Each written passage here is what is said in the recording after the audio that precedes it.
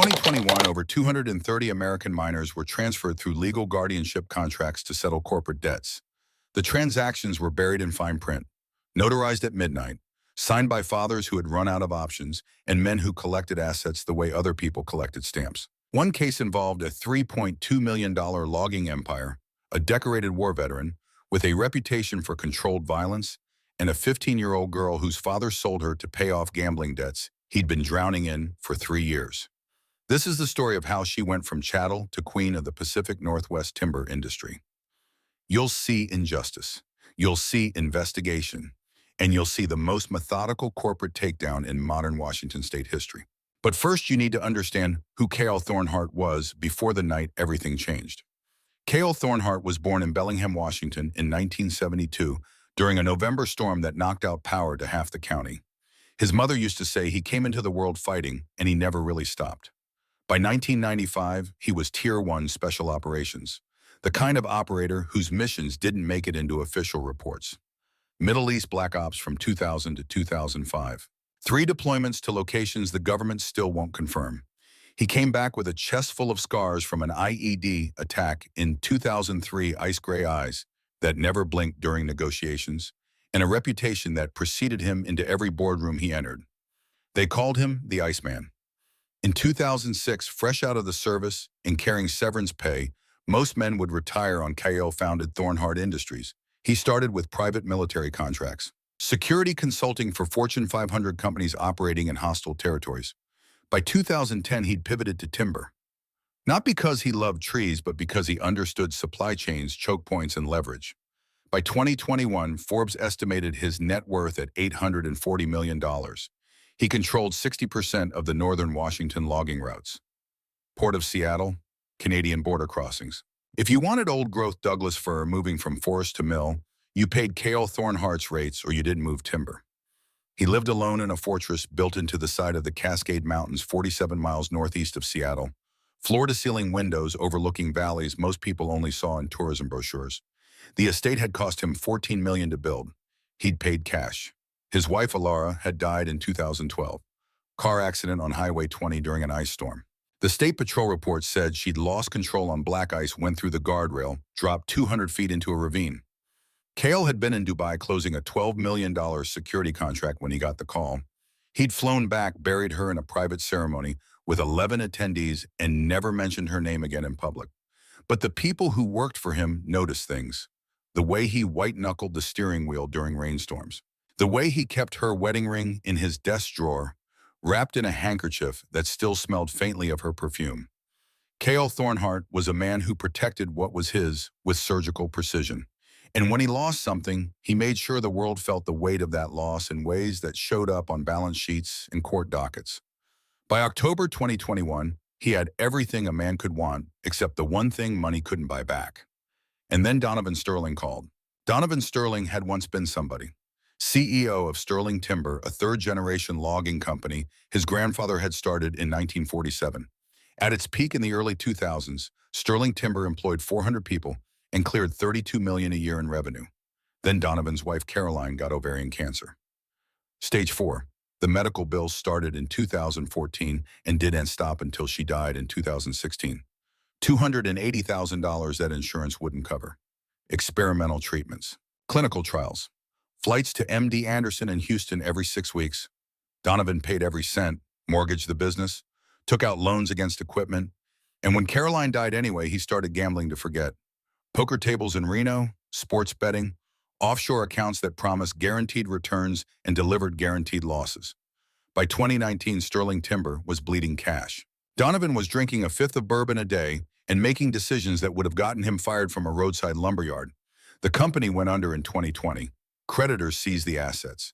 Donovan walked away with nothing except a daughter he barely looked at and debts that followed him like ghosts. Ember Sterling was 15 years old in October 2021. She weighed 88 pounds, 5 foot 3 inches tall. Her hair was dull brown, the kind that came from malnutrition, not genetics. She had bruises on her wrists where her father's enforcers had grabbed her too hard when they dragged her places she didn't want to go. She'd spent the last 5 years home-schooled, which meant isolated. No friends, no teachers who asked questions, just textbooks ordered online and a father who forgot to buy groceries because the grocery money had gone into college basketball spreads that didn't cover. But Ember had a gift: photographic memory, numbers stuck in her head like flies on tape. By age 13, she was managing the household accounts, tracking her father's losses down to the cent. She knew exactly how much he owed and exactly how little time they had before the creditors stopped calling and started collecting. She also knew her father saw her as an asset, not a daughter, an asset, the last thing of value he had left to liquidate. And on October 14th, 2021, at 11:47 at night during a Category 2 atmospheric river that dumped 4 inches of rain per hour on Snohomish County, Donovan Sterling made the transaction official. Ember heard the convoy before she saw it. 6 armored Suburbans rolling up the gravel driveway, headlights cutting through rain so thick it looked like static. She was upstairs in her room, pressed against the window, watching water pour off the eaves like a waterfall. Her father had told her to pack a bag, one bag, essentials. He didn't say where she was going. He didn't have to. She'd seen the contract on his desk 3 days earlier when she'd brought him coffee he didn't drink. Legal guardianship transfer agreement, 14 pages. Clause 14B, granted custodial authority to one K.L. Thornhart in exchange for full acquisition of Northern Washington timber routes valued at $3.2 million plus settlement of outstanding offshore debts totaling $1.8 million. Her father had sold her for $5 million in combined assets and debt relief. Ember had read the contract twice, memorized every word. Then she'd gone back to her room and thrown up until there was nothing left. Now the convoy was here. She heard her father's voice downstairs, slurred, bourbon-soaked, trying to sound authoritative and failing. Then heavier footsteps, boots on hardwood, the kind of footsteps that didn't ask permission. 2 of her father's enforcers came into her room without knocking. Both were men who'd worked for Sterling Timber before it collapsed. Now they worked for Donovan, directly doing things that didn't show up on tax returns. Downstairs, one of them said, "Now, Ember didn't fight. She'd learned years ago that fighting only made it worse." She grabbed her bag, a backpack with 3 changes of clothes and a toothbrush, and let them escort her into the hallway. The grand staircase curved down into the foyer, marble floors imported from Italy, back when her father still had money to waste on imported marble. A crystal chandelier that hadn't been cleaned in 2 years. And standing in the center of the room, surrounded by men in black tactical gear, was K.L. Thornhart. He was 6'4", broad shoulders that filled out a black Henley-like body armor. Visible scars on his forearms, a jagged line running down the left side of his neck, the kind of scar you got from shrapnel. Not surgery. His hair was dark cropped, short, going gray at the temples, and his eyes were ice gray, the kind of gray that looks silver in certain light. He was looking at her father with an expression that could have frozen the rain outside. Donovan Sterling stood near the door, shifting his weight from foot to foot, holding a tumbler of bourbon in one hand and a manila folder in the other. A notary public stood beside him, a thin woman in her 60s who looked like she wanted to be anywhere else. $3 million transferred offshore, Donovan said, his voice too loud, trying to fill the silence. Northern routes transfer Monday morning.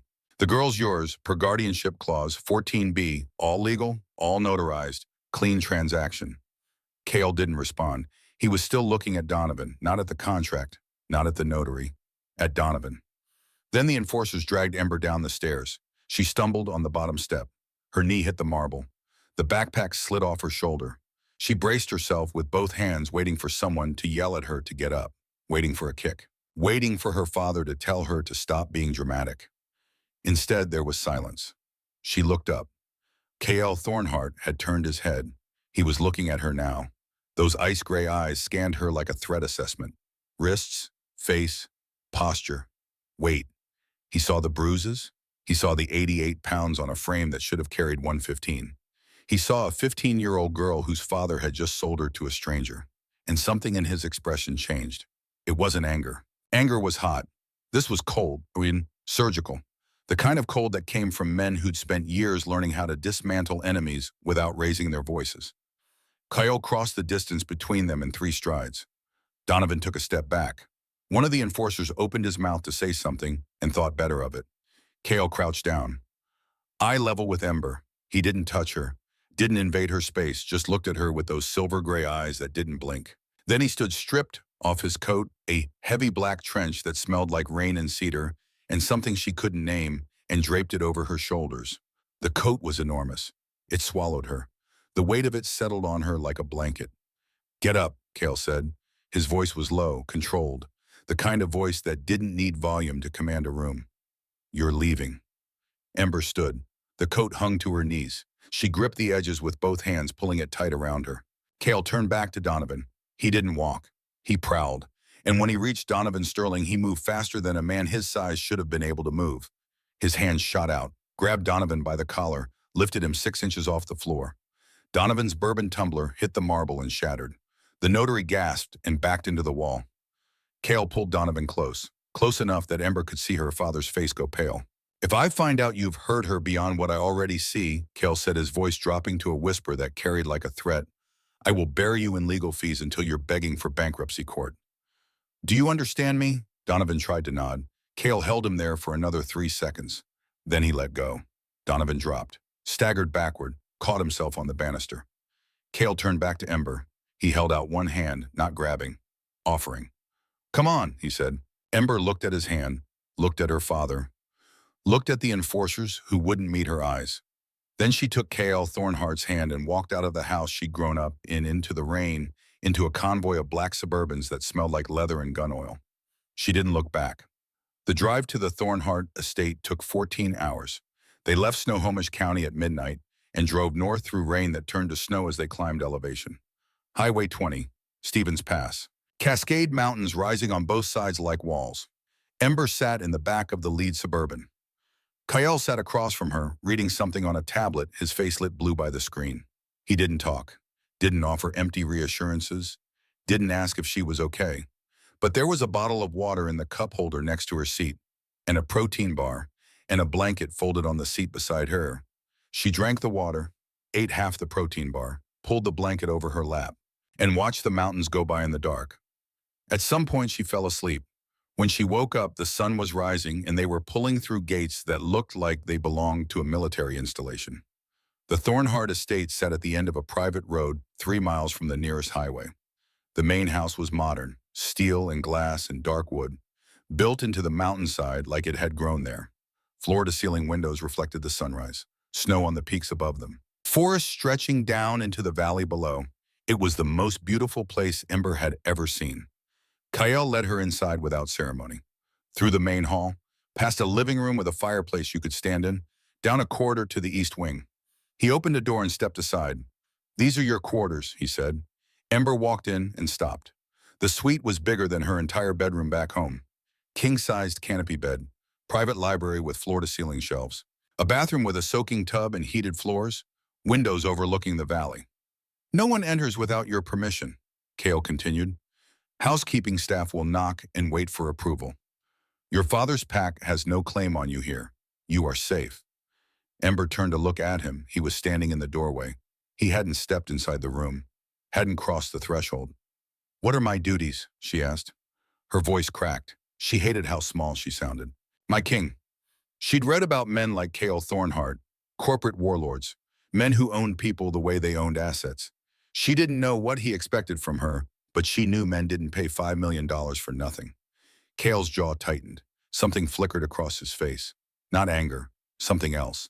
Something that looked almost like pain. Your duties, he said slowly, are to eat, to sleep, to heal. I've hired tutors for you. You'll finish your high school education. You'll learn whatever interests you. Pack history, finance, literature, whatever you want. He paused, looked at her directly. You are my ward, Ember. Nothing more. Do you understand? Ember didn't understand, but she nodded anyway. Good, Cale said. He started to close the door, stopped. There's a phone on the nightstand. My number is programmed. If you need anything, call. Someone will come. Then he closed the door. Softly, like he was afraid of startling her. Ember stood alone in a room bigger than any space she'd ever called her own, wearing a coat that smelled like cedar and rain, and tried to figure out what kind of man bought a girl to keep her safe. The first week was disorienting. Ember woke up every morning expecting her father to pound on the door and yell at her to make coffee. Instead, a woman in her 60s knocked softly and waited for permission to enter. Her name was Marta Voss, estate manager, former social worker with King County CPM. It's before she'd retired and taken a private sector job that paid 3 times as much. She had short silver hair, kind eyes, and a no-nonsense demeanor that reminded Ember of the school nurse she'd had in 3rd grade before homeschooling. Mr. Thornhart asked me to check on you. Marta said that first morning. Make sure you're settling in. Do you have any dietary restrictions? Allergies, preferences? Ember shook her head. When's the last time you had a proper meal? Ember thought about it. I don't know. Marta's expression didn't change, but something in her eyes hardened. Well, we're fixing that. Breakfast in 20 minutes. Dining room or here? Here, Ember said quickly. The idea of sitting in a formal dining room with Cale Thornhart watching her eat made her stomach clench. Here it is, Marta said. 20 minutes. She came back with eggs, toast, bacon, fresh fruit, orange juice, coffee. Enough food for 3 people. Ember ate slowly. Her stomach had shrunk. She couldn't finish half of it. But Marta didn't comment, just cleared the plates and said, Lunch at noon. We'll start small and work our way up. Over the next 7 days, Ember learned the rhythms of the Thornhart estate. Breakfast at 8, lunch at noon, dinner at 6. Marta brought every meal to her room, portioned carefully, gradually increasing the amount as Ember's appetite returned. Cale was never there. Ember saw him exactly twice in the first week. Once in the hallway outside her room, walking past without stopping. Once through the window, standing on a balcony 2 floors down, talking on the phone, his breath fogging in the cold air. He didn't come to her room, didn't check on her, didn't ask how she was adjusting. But on the 3rd day, there was a stack of books on the table in her suite. New releases, classic literature. A note in handwriting she didn't recognize. Marta mentioned you liked to read. K. On the 5th day, a tutor arrived. A woman in her 40s with a PhD in education and a gentle teaching style. They started with a diagnostic assessment. Math, reading comprehension, science, history. Ember tested at college level in math and reading, grade level in everything else. The tutor smiled. We'll have you caught up in no time. By the end of the first week, Ember had gained 3 pounds. Her hair was shinier. The bruises on her wrists were fading to yellow-green, and Cale Thornhart had kept his distance. The second week, Ember started exploring. The estate was massive, 42 rooms, indoor pool, gym, library with 11,000 books, a wing Marta called the Operations Center that Ember wasn't allowed to enter. She spent hours in the library, pulled books off shelves at random, read on the window seat overlooking the valley.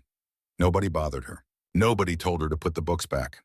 On day 9, she found a book on corporate law, hostile takeovers, mergers and acquisitions. She flipped through it out of curiosity and found herself hooked. The language was dense, but the concepts made sense. Everything was numbers and leverage and strategy. She checked out 3 more books on the subject. On day 12, Kyle knocked on her door. Ember froze. She'd been reading on the bed, still in pajamas at 2 in the afternoon. She scrambled to her feet, smoothed down her hair, tried to look presentable. Come in, she called. Kyle opened the door, but didn't enter. He stood in the hallway wearing dark jeans and a charcoal sweater, looking like he'd just come from a meeting. Marta said you've been reading about corporate acquisitions, he said. Ember's stomach dropped. I'm sorry, I didn't mean to. I can put the books back. Why are you apologizing? Ember stopped, blinked. I don't know. Cale watched her for a moment. Then he pulled something from his back pocket, a thin tablet. He held it out. If you're interested in acquisitions, you should read actual case studies. I've loaded some on here. Publicly available SEC filings, merger documents, nothing classified, but real-world examples. Ember took the tablet slowly. It was warm from his pocket. You want me to read these? Only if you're interested, Cale said. If you'd rather study something else, tell Marta. We'll get you whatever materials you need. He turned to leave. Mr. Thornhart, he stopped, looked back. Why are you doing this? Ember asked. The question came out before she could stop it. The tutors? The books? The everything. What do you want from me? Cale was quiet for a long moment. His expression was unreadable. Your father sold you to settle a debt, he finally said. That contract was illegal on at least 4 counts. Coerced signature, exploitation of a minor. Human trafficking dressed up as guardianship. The only reason I signed it was to get you out of that house before he found another buyer who wouldn't ask questions. He paused. I don't want anything from you, Ember. I want you to grow up, go to college, have a life that doesn't involve being traded like livestock. That's all. Then he walked away. Ember stood in her doorway holding a tablet full of SEC filings and tried to make sense of a world where powerful men bought girls to set them free. 3 years passed. Ember Sterling grew up in the Thornhart estate the way some people grew up in small towns. Slowly, safely, with room to breathe.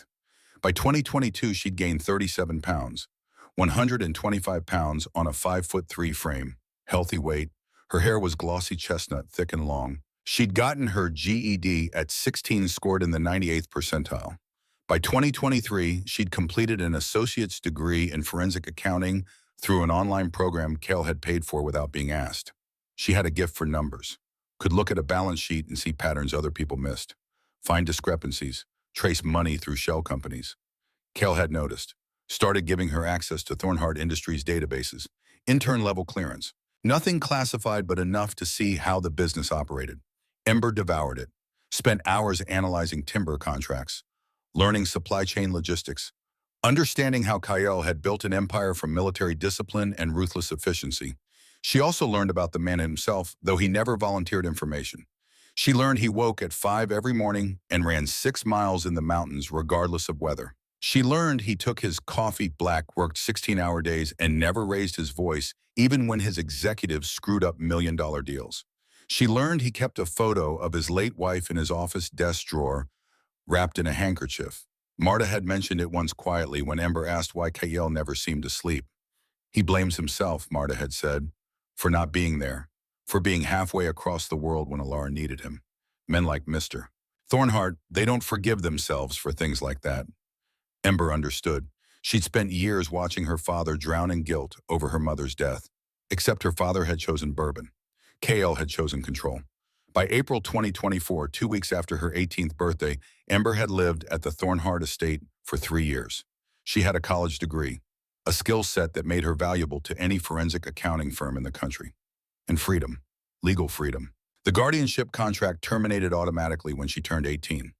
Kyle didn't file for extension, didn't ask her to stay, just let the contract expire and told her she was welcome to remain as long as she wanted, no strings attached. Ember stayed, not because she had nowhere else to go, but because the Thornhart estate was the first place she'd ever felt safe.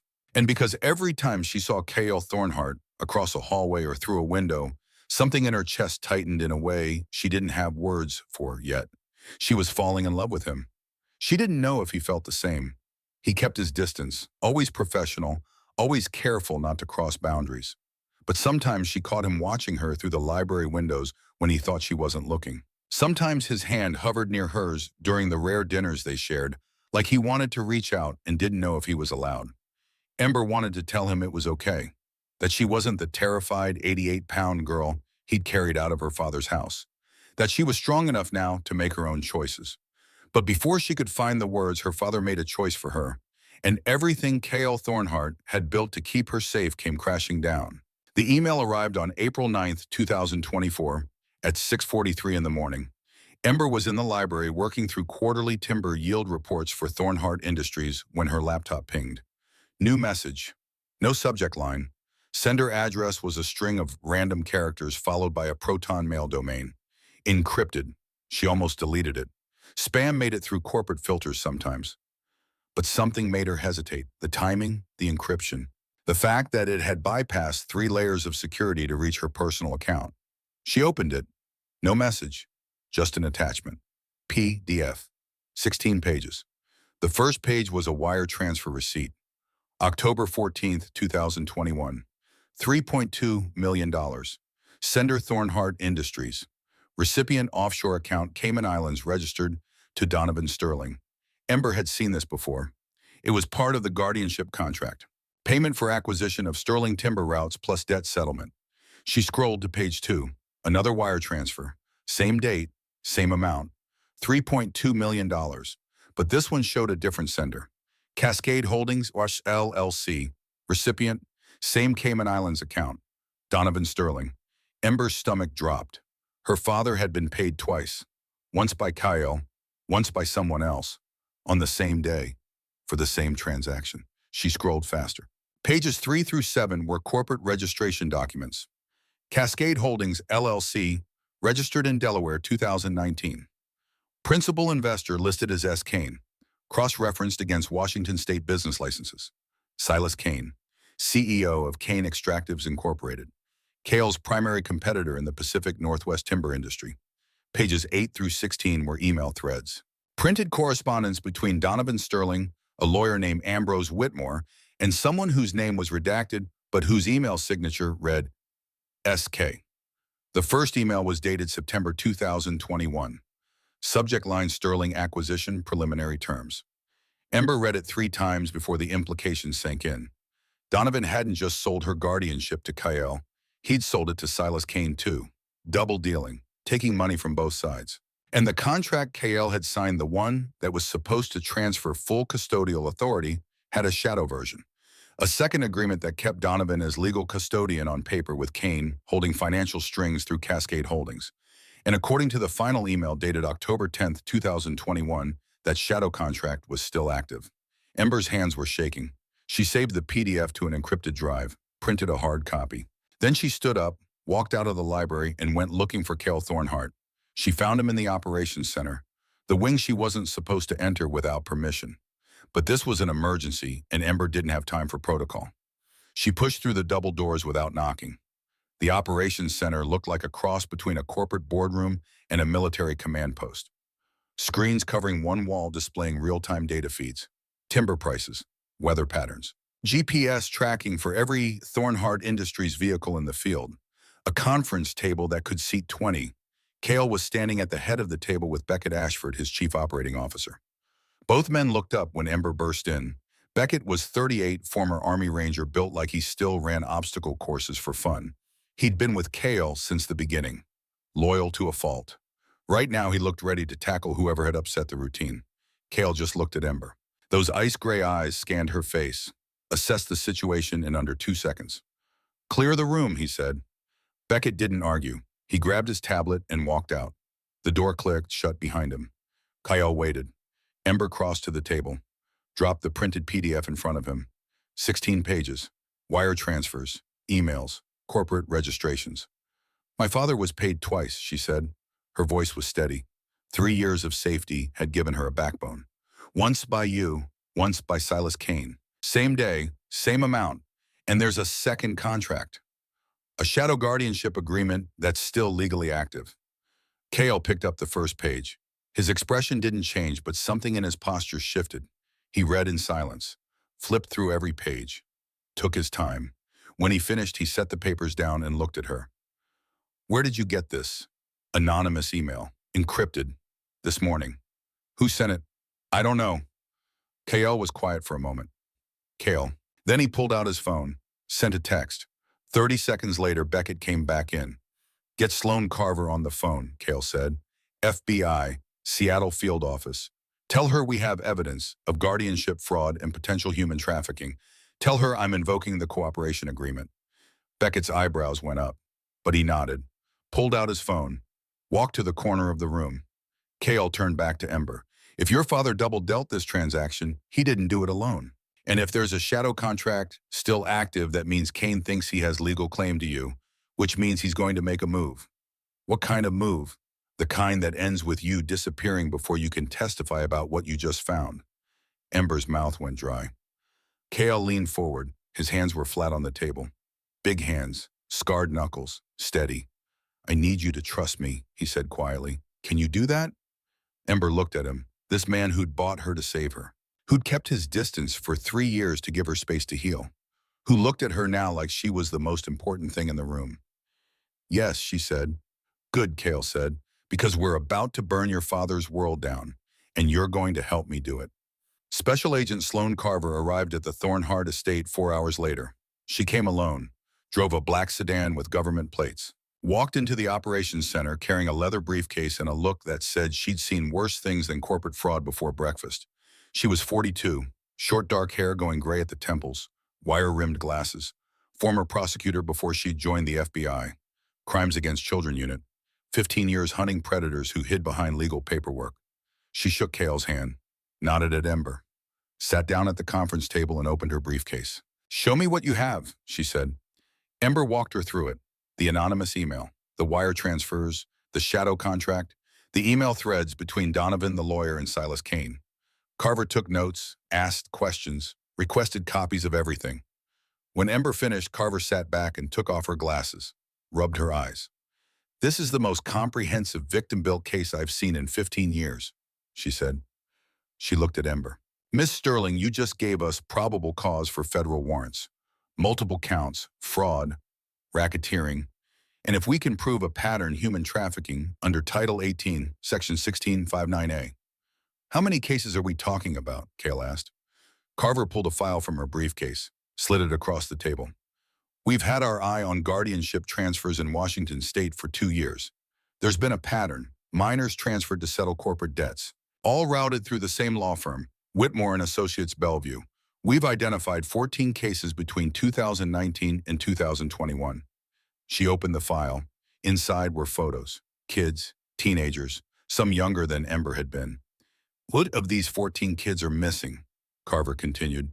No school records after transfer, no medical records, no social security activity. They vanished. Ember felt sick. You think Kane has them? Cale said. It wasn't a question. I think Kane Extractives operates sawmills in 3 states, Carver said. I think those sawmills employ undocumented workers at rates that violate federal minimum wage law. And I think some of those workers are teenagers who were legally transferred into situations they couldn't escape. She closed the file. But thinking isn't proof. I need testimony. I need financial records. I need someone willing to go on record and connect the dots.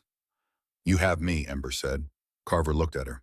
You sure? Because the moment you testify, you become a target. Kane has resources, lawyers, private security, people who make problems disappear. I'm sure. Carver nodded slowly. Then she looked at Cale. I need access to your corporate databases, timber contracts, bidding records, anything that shows interaction between Thornhart Industries and Kane Extractives over the last 5 years. You'll have it by tonight, Cale said, and I need to locate at least one of those missing kids. A second witness. Someone who can corroborate the trafficking angle. I'll assign resources, Cale said. Beckett can coordinate with your field office.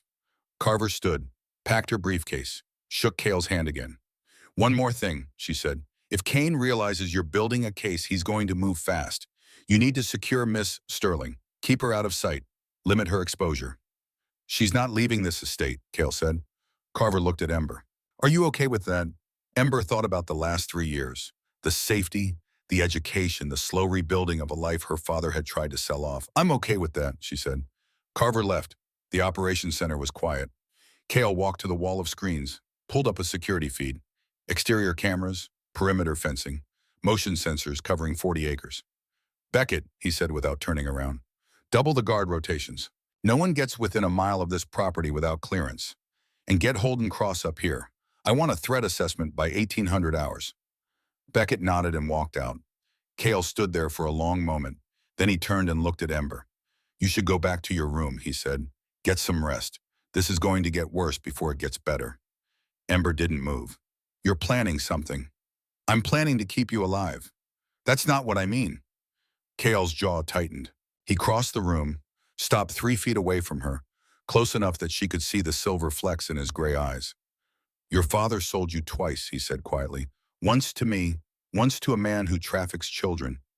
And for 3 years I've kept my distance because I didn't want you to feel like you owed me anything. But if Kane comes for you, I will tear him apart. Do you understand? Ember's heart was pounding. I understand. Good. He turned away. Cale. He stopped. It was the first time she'd used his first name to his face. I don't feel like I owe you, she said. I feel like I trust you. There's a difference. Cale didn't respond, but his shoulders relaxed slightly. And when he walked out of the operations center, Ember could have sworn she saw something in his expression that looked almost like hope. Over the next 6 weeks, the investigation moved fast. FBI forensic accountants subpoenaed records from Cascade Holdings, traced wire transfers through 3 shell companies and 2 offshore banks, followed the money back to Silas Kane. Beckett coordinated with Carver's field office, cross-referenced guardianship transfer records with employment databases, found patterns. Kids who'd been transferred in Washington showed up on payroll in Oregon sawmills, Idaho logging camps, all owned by subsidiaries of Kane Extractives. On May 23rd, they found Tyler Brennan, 19 years old. Guardianship transferred at 16/2020. His father had owned a small mill that went bankrupt, couldn't pay debts. Signed Tyler over to a mentorship program that turned out to be indentured labor. Tyler had spent 3 years working 12-hour shifts at a Kane sawmill outside Bend, Oregon. Paid under the table, threatened with deportation if he complained even though he was a U.S. citizen born in Portland, Carver brought him in, got his testimony on record. Tyler ID'd Ambrose Whitmore as the lawyer who'd notarized his transfer. Confirmed the same pattern Ember had found. Fake guardianship contracts. Real exploitation. The case was building, but so was the danger. On June 15th, Kyle's head of security submitted his threat assessment. Holden Cross, 35 years old, former private military contractor, had been with Thornhart Industries for 6 years, managed estate security, vetted personnel, ran background checks. His report was 12 pages long, detailed, professional. It also had a hidden flaw that wouldn't become apparent until it was too late. Holden Cross was on Silas Kane's payroll. The first sign something was wrong came on June 18th. Ember was in the library reviewing financial documents Carver had subpoenaed from Kane Extractives. Looking for discrepancies. She had a gift for this. Could spot altered invoices, fake expenses, money laundering buried in legitimate business operations. She found it on page 47 of a quarterly report. Kane Extractives had paid $1.2 million to a consulting firm called Redwood Advisory Group for strategic planning services. Ember pulled up Redwood's corporate registration, dissolved in 2022. No listed employees, no physical address except a P.O. box in Reno. Shell company. She traced the payment, found 6 more just like it. Payments to fake consulting firms, fake contractors, fake vendors. All told $11.3 million in fraudulent expenses over 3 years. She was about to flag it for Carver when her laptop screen went black. Not dead, just black. The power light was still on. Then text appeared. White letters on a black background. Stop digging. You don't know what you're looking at. Ember's pulse spiked. She reached for her phone. The screen changed again. We know where you are. We know who you're working with. Walk away or this gets worse. Ember grabbed her phone. Texted Kale. 3 words, library, now emergency. She counted to 30. The library door burst open. Kale came through first. Beckett half a step behind, both armed. Ember pointed at the laptop. Kale crossed the room, looked at the screen. His expression went cold. Beckett, get it up here. I want this traced. And pull Holden. I want every security log for the last 72 hours on my desk in 20 minutes. Beckett left. Kale looked at Ember. Are you hurt? No. Did you touch anything after this message appeared? Just my phone to text you. Kale nodded. He pulled out his own phone, made a call. Carver, we have a breach. Someone accessed Miss Sterling's laptop remotely. Sent a threat. I'm sending you screenshots now. Pause. Understood. We're locking down. He hung up. Pack a bag, he said to Ember. You're moving to the West Wing, my personal quarters. No one gets in without going through me first. Kale. This isn't a request, Ember. Someone inside this estate gave Kane access to your systems, which means someone inside this estate is working for him. Until I know who you stay where I can see you. Ember wanted to argue, but the look on his face stopped her. This wasn't Kyle, the CEO. This was Kyle, the operator, the man who'd spent years in hostile territory keeping people alive. She nodded. Good, Kale said. Go, now. The West Wing was Kale's private domain. Ember had never been inside. It was off limits. His space. The one place in the estate where he could close the door and not be Kale Thornhart, billionaire CEO. Just Kale. He led her through a security door that required biometric scan, fingerprint and retina, down a hallway lined with photographs, black and white images, mountains, forests. One photo of a woman with dark hair and a smile that looked like sunlight. Alara, Kale's late wife. He didn't stop, didn't comment, just kept walking. The West Wing suite was smaller than Ember's East Wing quarters, but it was personal, lived in.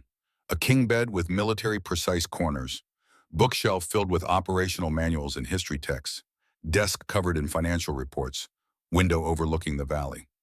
You take the bed, Kale said. I'll sleep on the couch in the sitting room. Kale, I can't take your bed. You can and you will. This isn't negotiable. He set her bag down, checked the window locks, drew the blackout curtains. No one knows you're here except Beckett and me, he said. Security cameras in the hallway are on a closed circuit, no network access. If anyone tries to reach you, they go through me first. Ember sat on the edge of the bed. Her hands were shaking. Adrenaline crash. Kale noticed. He crossed the room, crouched in front of her, eye level, the way he'd done 3 years ago in her father's house. Look at me, he said quietly. She did. You're safe, he said. I will not let Kane touch you. Do you believe me? Yes. Good, because I need you sharp. Carver's bringing Tyler Brennan in tomorrow for deposition prep. You're going to walk him through what to expect in federal court. And then we're going to bury Kane and your father so deep they'll need archaeologists to find them. Despite everything, Ember almost smiled. That's a very specific metaphor. I've had 3 years to think about it. He stood, walked to the door. Get some rest, he said. I'll be right outside if you need anything. He left. Ember sat alone in Cale Thornhart's bedroom, surrounded by the life he'd built after losing his wife, and wondered if he had any idea how much she'd come to care about him. June 22nd, 2:17 in the morning. Ember woke to silence, not the normal silence of the Cascade Mountains at night. This was wrong. The low hum of the HVAC system was gone. The faint glow of the security panel by the door had disappeared. Power outage. She sat up, reached for her phone. Dead. Not out of battery, just dead. Like something had fried the circuits. EMP, no. That was movie nonsense, but a localized jammer could kill electronics within a limited radius. Ember swung her legs out of bed. Her feet hit cold floor. The heated floors were off, which meant this wasn't a blown breaker. This was deliberate. She crossed to the door, pressed her ear against it, heard nothing, opened it slowly. The hallway was dark. Emergency lights should have kicked on. Battery backup. But there was nothing. Ember's heart was pounding. She moved carefully. Left hand on the wall, right hand out front, heading toward the sitting room where KL had been sleeping. She made it 10 feet before she heard voices. Low, male, coming from the main corridor. Disabled the localized alarms, whole west wing is dark. But Thornhart's beta is going to notice the grid drop in less than 2 minutes. We need to grab the girl and move. Kane wants her breathing. Didn't say she had to be conscious. Then make it quick. Cross said she's in the primary suite. Second door on the left. Cross, Holden Cross. Cale's head of security had just sold them out. Ember backed up, silent, turned and ran. She didn't go back to Cale's room. That's where they were heading. Instead, she went the opposite direction, toward the service corridor. Marta had shown it to her once. The original estate blueprints included servant passages behind the walls, narrow stone chutes that connected different wings, built in the early 1900s when rich people wanted staff to move invisibly. Thornhart had preserved them during renovation. Cale liked redundancy, multiple exits, multiple escape routes. Ember found the access panel behind a decorative bookshelf, pressed the hidden latch. The panel swung inward, revealed darkness. She squeezed through, pulled the panel shut behind her just as she heard boots in the hallway. West wing clear. She's not in the primary suite. Then find her. Kane wants that girl before sunrise. Ember didn't wait to hear more. She moved into the passage. Total darkness, cold stone walls. She ran her left hand along the wall, counted steps. The passage sloped downward, heading toward the ground floor. She could hear them searching above her, doors slamming, furniture moving. And then she heard something that made her blood freeze. A single gunshot, muffled, followed by a heavy thud. Someone had just been shot. Ember moved faster. The passage was narrow. She had to turn sideways in places. Cobwebs caught in her hair. Her bare feet scraped against rough stone. After what felt like an hour but was probably 3 minutes, the passage opened into a wider space. She could smell flour, yeast, industrial cleaning supplies, the kitchens. Ember pushed through a hidden panel behind the pantry shelves, emerged into darkness. The kitchen was a war zone, smoke in the air, broken glass, the back door hanging off its hinges. And standing in the center of the room, illuminated by emergency floodlights from the courtyard outside, was Silas Kane. Silas Kane was 47 years old, tall, lean, silver hair combed back, expensive suit that probably cost more than Ember's entire wardrobe. He looked like he belonged in a boardroom, not a kitchen at 2:30 in the morning during a home invasion. But his eyes gave him away. Cold, calculating. The eyes of a man who'd built an empire by stepping on anyone in his way. He was on his phone, barking orders. Burn the ledgers in the East office. Once we have the girl and the physical contracts, Sterling's old routes revert to me. Thornhart ends tonight. He hung up, turned, saw Ember, stopped. They stared at each other for 3 seconds. Then Kane smiled. It was a terrible smile. All teeth, no warmth. Well, he said, his voice was smooth, cultured, the kind of voice that closed billion-dollar deals, the sweet smell of desperation. You can't hide from an alpha in his own territory, little bird. Come out. Ember stepped into the kitchen. She didn't have a choice. The passage behind her was a dead end. The only other exit was through the courtyard, and Kane had men out there. But she wasn't the terrified 88-pound girls anymore. She was 125 pounds. Trained in self-defense by Beckett over 2 years of early morning sessions. She knew how to fall, how to break a grip, how to buy time. She just needed Kale to realize what was happening and respond. "The king will tear you apart for stepping foot in this house," Ember said. Her voice was steady, stronger than she felt. Kane laughed. "The king is a broken relic, too afraid of his own shadow to claim you. But I'm not."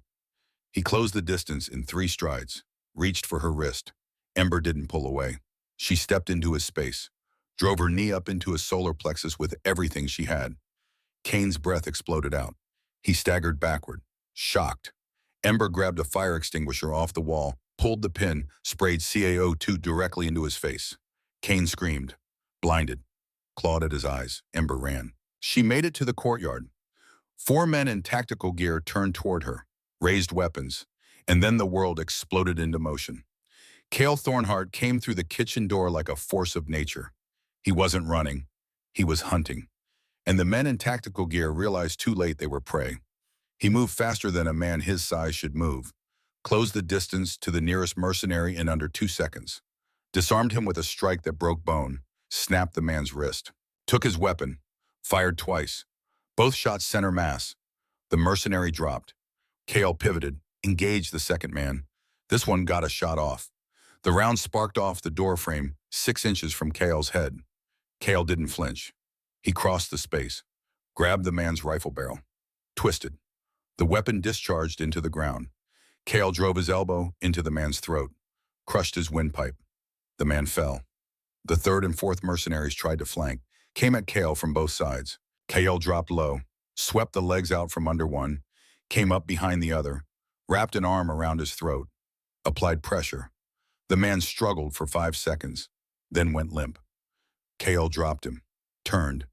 The 4th mercenary was scrambling backward, hands up, weapon on the ground. "I surrender," he gasped.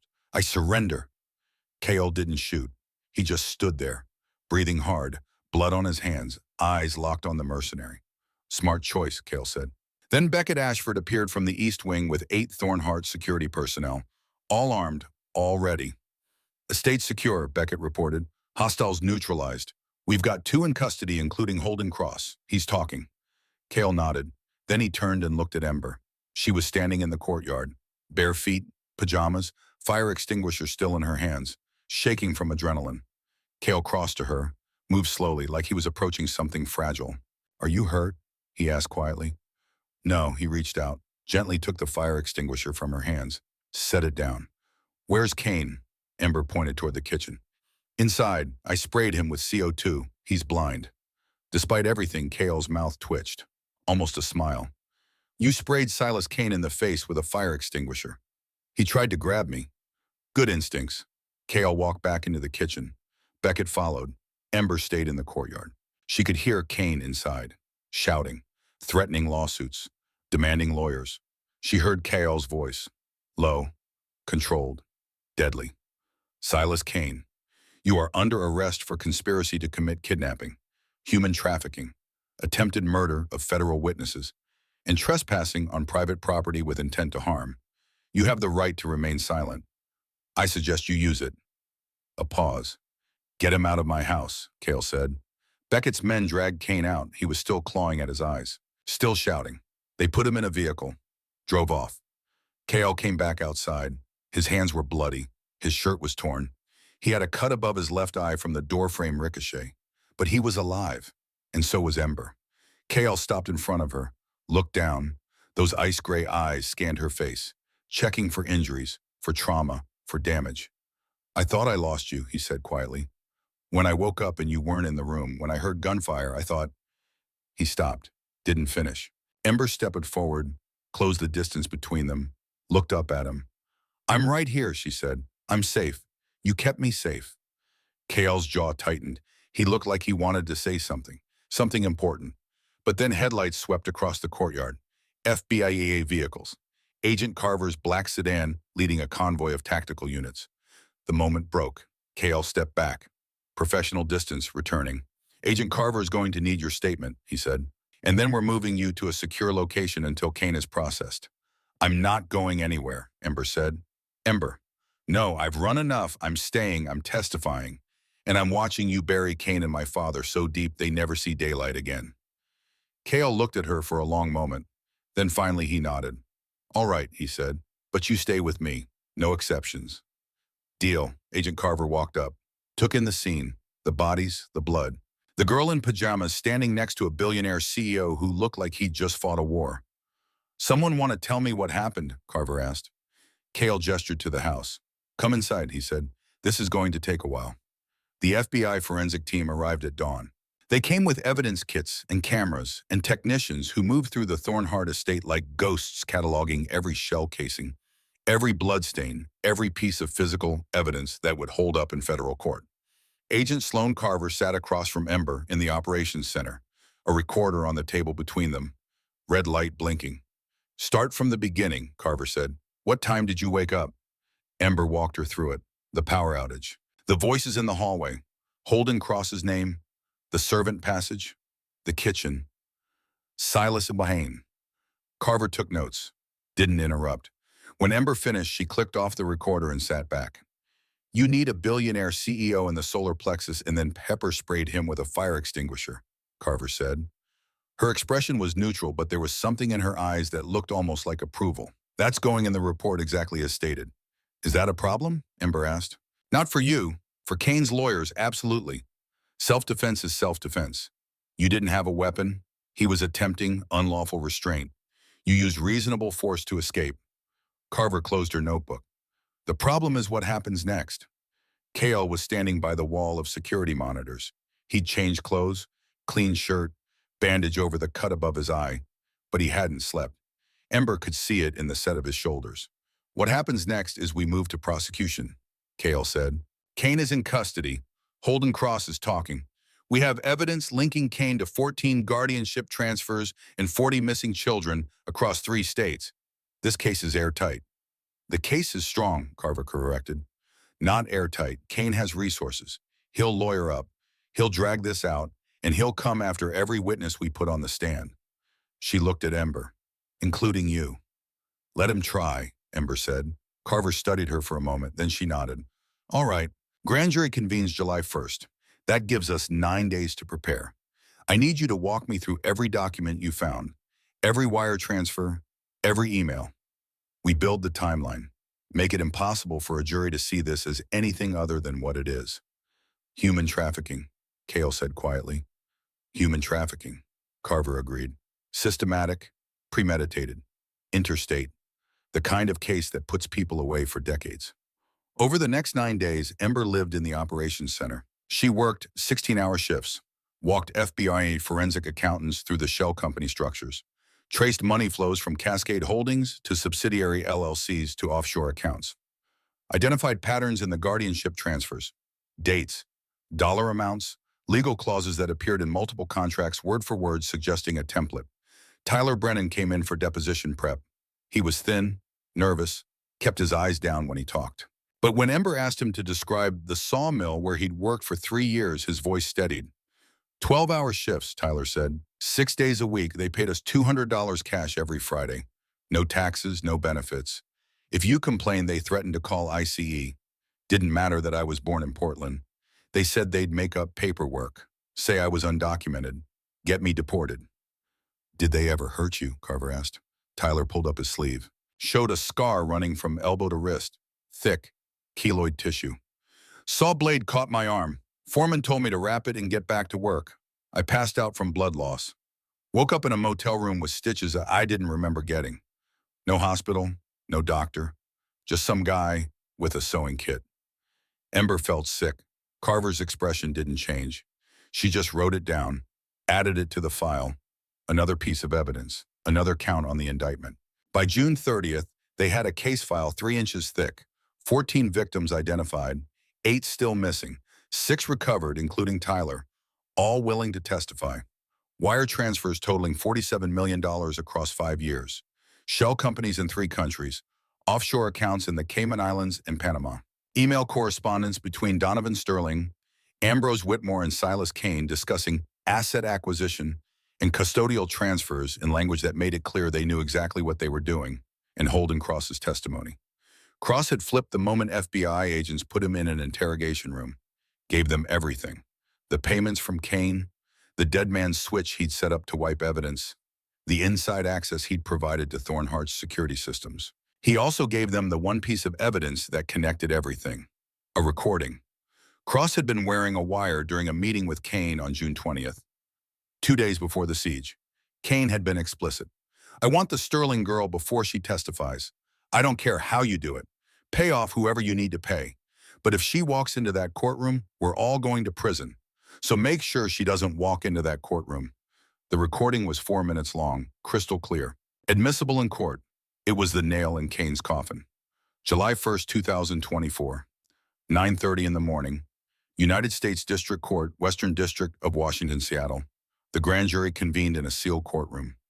No media, no public access. Just 23 citizens pulled from voter rolls, a federal prosecutor, and a parade of witnesses who would spend the next week laying out the case against Silas Kane, Donovan Sterling, Ambrose Whitmore, and Holden Cross. Ember testified on day one. She wore a Navy suit Marta had picked out. Simple, professional, hair pulled back, minimal makeup. She looked like what she was, a young woman who'd survived something terrible and refused to stay silent about it. The prosecutor was a woman named Jennifer Hale, Assistant United States Attorney, 45 years old, built a career on complex white-collar cases. She had a reputation for methodical preparation and devastating cross-examinations. Hale walked Ember through her testimony, started with background, her mother's death, her father's gambling addiction, the malnutrition, the isolation, then the transaction. On October 14th, 2021, what happened? "My father sold me," Ember said. Her voice was steady.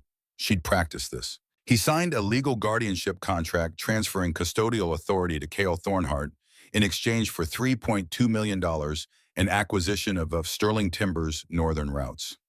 Did you consent to this transfer?" "No." "Were you informed of the terms before it happened?"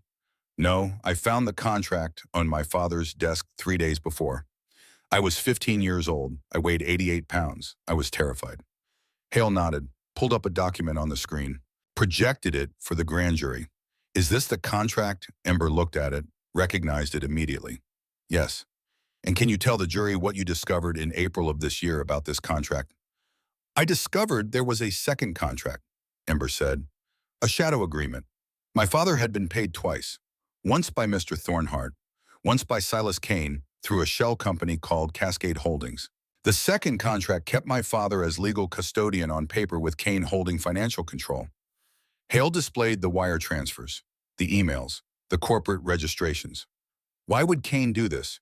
"To use me as leverage," Ember said. "If he controlled my guardianship, he could manipulate my father, force him to interfere with Thornhart Industries' operations, sabotage contracts, feed inside information. And if that didn't work, Kane could threaten to expose the double dealing, blackmail my father into compliance." "So you were a hostage?" "Yes." Hale let that sit for a moment. Then she changed direction. "Miss Sterling, what is your current relationship with Cale Thornhart?" Ember had known this question was coming. Carver had warned her. The defense would try to paint her testimony as biased, a girl protecting the man who saved her. "Cale Thornhart is my legal guardian," Ember said carefully. "That guardianship terminated when I turned 18. I currently live at the Thornhart estate by choice. I work as a consultant for Thornhart Industries, and I trust him." "Do you love him?" Objection. The word hung in the air unspoken. But grand jury proceedings didn't have defense attorneys. No one to object. No one to protect her from the question. Ember looked at Hale, then at the grand jury. 23 faces watching her. She thought about the last 3 years. The coat draped over her shoulders, the books left on her table. The distance Cale had kept because he was terrified of making her feel trapped. "Yes," she said quietly. "I love him." Hale didn't react, just moved on to the next question. "Did Cale Thornhart ever coerce you, threaten you, harm you in any way?" "No." "Did he ever attempt to exploit the guardianship arrangement for personal or financial gain?" No, he gave me education, safety, freedom, everything my father took away. Hale nodded. Thank you, Miss Sterling. No further questions. Ember stepped down. Her legs were shaking, but she'd done it. 4 hours on the stand, every question answered, every document verified. She'd told the truth. Day 2 was Tyler Brennan. He testified for 6 hours. Described the sawmill, the conditions, the threats, the scar on his arm. Day 3 was FBI forensic accountants. They walked the grand jury through $47 million in wire transfers, showed the shell company structures, connected every payment to a specific guardianship transfer. Day 4 was Agent Carver. She presented the pattern evidence, 14 transfers, 40 victims, 8 still missing. She showed photos of the kids, before and after, when they had families, when they disappeared. The grand jury took breaks. Some of them cried on. Day 5 was the recording. Holden crosses wire. Silas Kane's voice crystal clear. I want the Sterling girl before she testifies. Make sure she doesn't walk into that courtroom. The grand jury heard it 3 times. On day 6, Donovan Sterling took the stand. Donovan Sterling looked like a man who'd already lost. Gray skin, shaking hands, eyes that wouldn't focus. He'd been in federal custody since June 23rd. 48 hours after the siege, FBI had picked him up at a motel in Spokane where he'd been hiding out. His lawyer sat beside him, public defender, overworked and underpaid, doing his best with a client who had no defense. Hale started gentle. Background questions, Sterling Timber's bankruptcy, Caroline's death, the gambling. Then she went for the throat. Mr. Sterling, on October 14th, 2021, you signed a legal guardianship contract transferring custody of your 15-year-old daughter to Cale Thornhart. Is that correct? Yes, Donovan said. His voice was barely audible. Why did you do that? I had debts. I couldn't pay them. Thornhart offered to settle them in exchange for the guardianship and the timber routes. And did you receive payment for this transaction? Yes, $3.2 million. Just $3.2 million. Pause. Donovan looked at his lawyer. The lawyer nodded. No, Donovan said. I also received $3.2 million from Cascade Holdings. Who owns Cascade Holdings? Silas Kane. So you were paid twice for the same transaction? Yes. Did you inform Cale Thornhart that you had sold the same guardianship to Silas Kane? No. Did you inform your daughter? No. Why not, Mom? Because I knew it was illegal. The courtroom went silent. Even Hale looked surprised. She'd expected deflection, excuses, not a straight admission. You knew it was illegal, Hale repeated, and you did it anyway. Yes. Why? Donovan looked up. For the first time, he looked directly at Ember. She was sitting in the gallery, behind the prosecution table, watching him. Because I was drowning, Donovan said, and I chose money over my daughter. Hale let that statement hang in the air. Mr. Sterling, are you aware that 8 children transferred through this scheme are currently missing? I didn't know that until recently. But you knew children were being transferred. You knew the guardianship contracts were fraudulent. You knew Silas Kane wasn't running a mentorship program. You knew exactly what you were doing. Donovan didn't answer. Mr. Sterling, I'll ask you again. You knew exactly what you were doing. Yes, Donovan whispered. Hale nodded. No further questions. The public defender stood, tried to rehabilitate, asked about Donovan's grief over Caroline, his gambling addiction, his regret, but the damage was done. The grand jury had heard a father admit he sold his daughter knowing it was illegal, knowing it was wrong. There was no coming back from that. The grand jury deliberated for 47 minutes. They returned verdicts on July 8th. Donovan Sterling, guilty on all counts. Human trafficking, fraud, conspiracy, tax evasion. Silas Kane, guilty on 38 of 40 counts.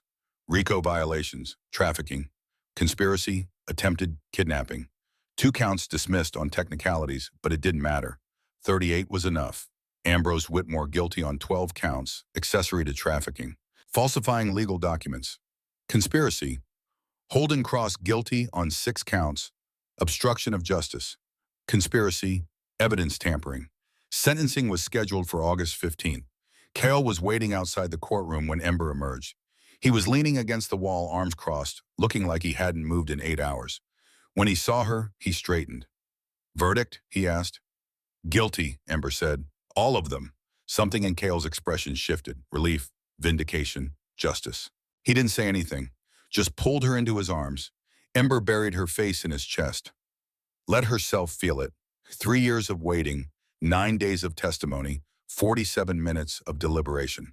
It was over. What happens now? She asked, her voice muffled against his shirt. Now, Cale said quietly, we make sure they never see daylight again. August 15th, sentencing day, the courtroom was packed. Media had been barred during grand jury proceedings, but sentencing was public record. Every major news outlet in the Pacific Northwest sent reporters. Judge Margaret Holloway presided. Federal judge, 62 years old, former prosecutor, reputation for harsh sentences in trafficking cases. She called Donovan Sterling first.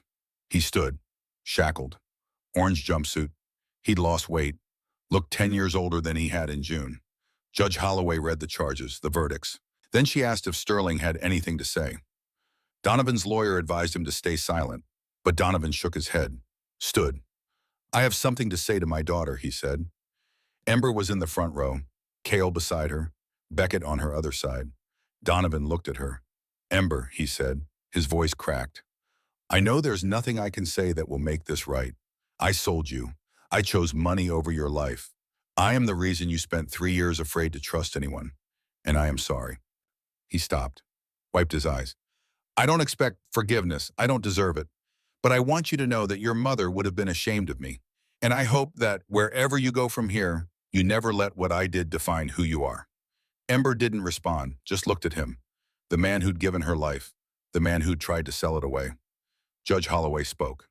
Mr. Sterling, you trafficked your own child. You participated in a scheme that destroyed the lives of at least 14 minors and contributed to the disappearance of 8 others. The law allows me to impose a sentence of up to 40 years. But given your cooperation and the mitigating circumstances of addiction and grief, I am sentencing you to 25 years in federal prison, restitution in the amount of $8.2 million, and lifetime registration as a convicted trafficker. She slammed the gavel. Donovan was led away. He didn't look back. Silas Kane was next. He stood tall, defiant. His lawyers had fought hard, filed motions, argued technicalities, lost on every count. Judge Holloway was not sympathetic. Mr. Kane, you operated a systematic trafficking network that exploited vulnerable children for profit. You used legal loopholes to enslave minors. You threatened witnesses. You orchestrated a violent home invasion with intent to kidnap a federal witness. The presentencing report recommends 40 years. I am imposing 40 years in federal prison to be served consecutively. Restitution in the amount of $94 million. And I am ordering the dissolution of Kane Extractives Incorporated with all assets seized and liquidated to fund victim compensation. Kane's lawyers stood to object. The judge waved them down. Save it for appeals court, she said. This sentencing is final. Kane was led away in shackles. He didn't look at Ember, didn't look at anyone, just stared straight ahead. Ambrose Whitmore got 15 years, disbarred, stripped of his law license, ordered to pay $1.7 million in restitution. Holden Cross got 8 years. Lifetime ban from security industry. Cooperation agreement reduced his sentence from 20. By 4:30 in the afternoon, it was done. Ember walked out of the courthouse into August sunlight. Cale beside her. Reporters shouted questions. Cameras flashed. Cale's security team formed a perimeter, cleared a path to the waiting SUV. But before Ember got in, she stopped, turned, looked back at the courthouse steps. A reporter shoved a microphone toward her. Miss Sterling, how do you feel now that your father has been sentenced? Ember thought about the girl who'd been dragged down the stairs 3 years ago, about the woman she'd become. I feel free, she said. Then she got in the SUV. Cale climbed in beside her, the door closed. The convoy pulled away. They drove back to the Thornhart estate in silence. When they arrived, Marta was waiting on the steps. She pulled Ember into a fierce hug. It's over, child. It's finally over. Ember hugged her back. It's over. Inside the estate felt different, lighter, like a weight had been lifted. Cale led Ember to the west wing, to the balcony overlooking the valley. The sun was setting, painting the mountains gold and orange and deep purple. They stood side by side, not touching, just breathing. What happens now? Ember asked. That depends, Cale said. On what? He turned to look at her, those ice-gray eyes that had terrified her father, that had protected her for 3 years, that looked at her now like she was the most important thing in the world. On whether you want to stay, he said quietly. Ember's heart was pounding. Stay. Here, with me. Not as my ward, not as a consultant, as he stopped, took a breath. I spent 3 years keeping my distance because I didn't want you to feel obligated. Didn't want you to think you owed me anything, but I need you to know something. What? I love you, Cale said. The words came out rough, like they'd been locked inside him for years. I have loved you since the night you calmed me down in that kitchen. Since the moment I realized you weren't a fragile thing that needed protecting. You were a force of nature that just needed space to grow. And I don't know how to do this. I don't know how to ask for something I don't deserve, but I'm asking anyway. He reached into his pocket, pulled out a small box. Ember's breath caught. KL opened it. Inside was a ring. Simple. Platinum band, single diamond. Marry me, he said. Not because you owe me, not because I saved you, but because I can't imagine spending the rest of my life without you in it. Ember looked at the ring, looked at KL, this man who'd bought her to free her, who'd waited 3 years for her to heal, who'd fought a war to keep her safe. Yes, she said. KL blinked. Yes, yes? She smiled. I'll marry you. He slid the ring onto her finger. It fit perfectly. Then he pulled her close, kissed her. Gentle at first, then deeper. 3 years of restraint finally breaking. When they pulled apart, Ember was crying. Happy tears. I love you too, she said. I've loved you since you gave me your coat in the rain. KL laughed, actually laughed. A sound she'd heard maybe 3 times in 3 years. Then we're both idiots for waiting this long, he said. Probably, Ember agreed. They stood on the balcony as the sun set over the Cascade Mountains. 2 people who'd found each other in the worst possible circumstances and built something beautiful anyway. December 2024. The wedding was small, private, just family and close friends. Marta cried through the entire ceremony. Beckett stood as best man. Agent Carver came. Brought Tyler Brennan as her +1. Ember wore white, simple dress, hair down, no veil. She didn't need one. Cale wore a suit, looked uncomfortable in it. But when Ember walked down the aisle toward him, his expression softened, like she was the only thing he saw. They exchanged vows on the balcony overlooking the valley, where he'd proposed, where they'd stood together and watched the sun set on the worst chapter of their lives. When the officiant said, "You may kiss the bride," Cale pulled Ember close and kissed her like he'd been waiting his whole life to do it. The reception was held in the main hall. Food, music, laughter. Marta gave a toast about watching Ember transform from a frightened girl into a woman who rewrote state law. Beckett gave a toast about KL finally finding someone stubborn enough to put up with him. Agent Carver gave a toast about justice. And Ember gave a toast about second chances. 3 years ago, she said, I was sold for $3.2 million. I weighed 88 pounds. I thought my life was over. But I was wrong, because the man who bought me didn't want to own me. He wanted to set me free. And in doing that, he gave me something more valuable than safety. He gave me a choice, the choice to heal, to grow, to fight back. And today I'm choosing him. Not because I have to, but because I want to. She raised her glass. To Kael, my protector, my partner, my king. Everyone drank. Later, when the guests had left and the estate was quiet, Ember and Cale stood in the west wing. Their wing now, together. How does it feel, Cale asked, being Ember Thornhart? She smiled, like coming home. He pulled her close, rested his forehead against hers. I'm going to spend the rest of my life making sure you never regret saying yes, he said. I know, Ember said. That's why I said yes. Outside, snow began to fall, soft and quiet, covering the mountains in white. Inside, 2 people who'd survived hell built a life worth living, and they lived it together. By March 2025, Ember's law had passed in Washington state. House Bill 2847, it closed the guardianship trafficking loophole, required FBI background checks for all guardianship transfers involving debt settlements, mandated court-appointed advocates for minors, annual welfare checks, home visits, medical exams. By June 2025, 34 of the 40 missing children had been located, recovered, placed in safe environments, given access to trauma counseling and educational support. The Sterling Thornhart Foundation was established in September 2025. $50 million endowment funded from seized Kane Extractive's assets. Mission support trafficking survivors. Fund legal advocacy. Provide scholarships for minors who'd aged out of the foster system. Ember served as director, youngest board member in the foundation's history. By 2028, the foundation had helped over 200 survivors rebuild their lives. Donovan Sterling remained incarcerated at FC Warren, Sheridan, Oregon. Earliest parole eligibility 2046. He wrote letters to Ember. She never opened them. Silas Kane filed 17 appeals. Lost every one. He would die in federal prison. And Ember Thornhart, the girl who'd been sold for $3.2 million, graduated summa cum laude from the University of Washington in 2028 with a degree in forensic accounting and a minor in criminal justice. She'd taken the worst thing that ever happened to her and turned it into a weapon against people who preyed on the vulnerable. She'd been sold, she'd been saved, and she'd saved herself.